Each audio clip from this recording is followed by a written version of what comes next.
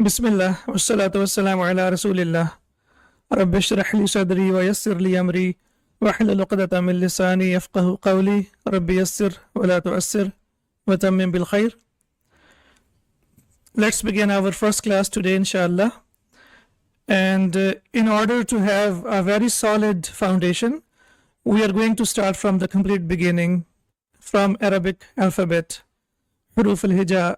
And inshallah, starting from the Arabic alphabet, we will continue our journey, and hopefully, inshallah, we will be able to understand Quran, and inshallah, we will be able to understand Hadith as well. So, as we can see over here, Arabic alphabet, huruf al-hija. These letters or huruf, as we know, huruf is the plural of harfun. Harfun is one letter, and the plural is hurufun, are called construction letters, as they are used to construct or make words. So we call them construction letters. Why do we call them construction letters? Because they are used to make words. Now we will see there are some other huruf as well. So that's why from the beginning we need to know everything, and we must be clear about everything that we are learning. So the total number is 29. However, Hamza could be the part of the root letter sometimes, and sometimes it's not. Here we can see that this is how they are written, like alif, ba, ta, tha. So this is how they are written. And when we talk about the pronunciation is a little bit different from how they are written. So if you look at the pronunciation part, they will be read like this. For example, we say alif, but when you look at this, the original pronunciation will be alifun. Alifun, ba'un, ta'un, ta'un. This one is soft, and we have to pronounce by putting our, like, the tip of the tongue on the teeth. So then we have jimun, ha'un. This is a throat letter from the throat. Kha'un, this is one of the letters that is heavy. So it is kha, kha'un. Then we have dalun, dhalun, ra'un, zayun, sinun, shinun, sadun. So now you see here the pronunciation is different, and this is how the original pronunciation is. When we looked at the first part, we can see over here that they are written like this. For example, seen, we pronounce it seen, but the written transcript is different here. But when we talk about the pronunciation will be sinun, as we can see over here. So it will be sinun, shinun, sadun. Also, this is one of the heavy letters. Badun, also very heavy, as we know.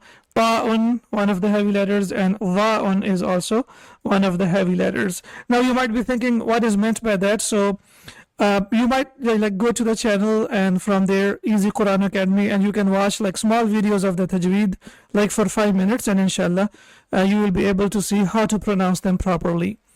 Ainun, this is also throat letter, from the middle of the throat. Ghainun, also one of the throat letters. Tha'un, very soft.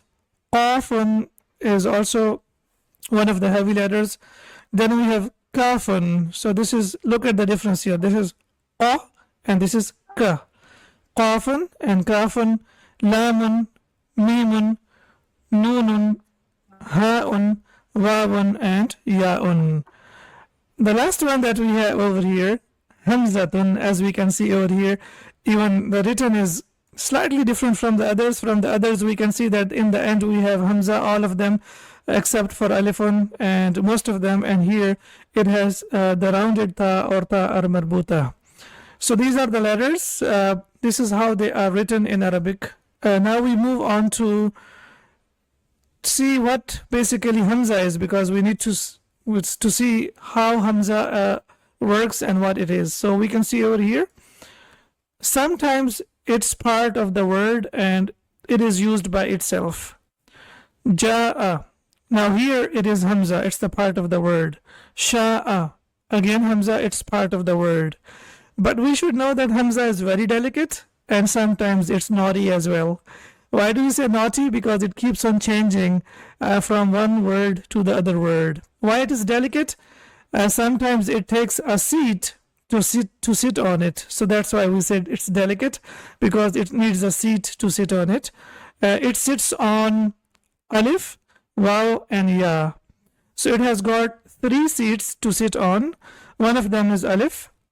As we can see over here, it is sitting on alif, so it is like abun, father. Then we have over here, it sits on waw, which is mu'minun. So here again, it is sitting on waw. And next is hayy. It's a verb which means to facilitate in Surah Al-Kahf. So hayy. And how now we can see over here that it is sitting on ya. So it sits on alif, waw, and ya. Now something interesting. When Hamza is placed on alif, waw, or ya, they are called Hamza and not alif, waw, and ya. So something that you need to notice and note down, that when we put Hamza on alif, waw, and ya, then they are called Hamza and we do not call them alif, waw, and ya. This information is very important. Now let's see the difference between Hamza and the difference between alif. As I said, that some like grammarians, they say that Arabic has 28 letters because they do not consider Hamza as part of the letters, and sometimes they say 29 letters. So that's why we need to know a little bit more about Hamza. Alif is always empty, like we can see over here, ma hada. So we can see over here that ma is empty, right? And similarly we can see hada. Here again alif is empty. So in ma, alif is empty, and in hada, alif is also empty. That's number 1 about alif. Number 2, very important, alif never comes in the beginning of the word. Very important again, it never comes in the beginning of the word. Now all of these shapes that we can see over here, for example this one, we might be thinking that this is alif, and we might be thinking this is alif, and this is also, and similarly here and here. However, when any of the vowels or sukoon come on an alif, then it is called Hamza.